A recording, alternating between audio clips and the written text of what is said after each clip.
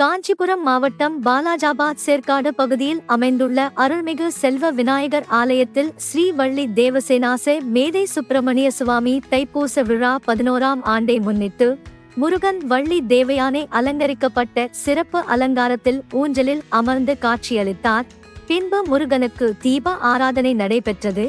இதில் 200க்கும் மேற்பட்டோர் கலந்து கொண்டு முருகனை தரிசனம் செய்தனர். தைப்பூச விழாவில் பங்கேற்ற பொதுமக்களுக்கு பிரசாத பொருட்கள் வழங்கினர். விழா ஏற்பாடுகள் ஆலய நிர்வாகிகள் S.A. Bala Subramanian, Rajaram, S.P. Kumar, Loganathan, M. Parthiban, lion T Sasikumar, P. மோகன் குமார், S. பரமானந்தம், P. மோகன், K. ஜெகதீசன் ஆகியோர் செய்தனர்.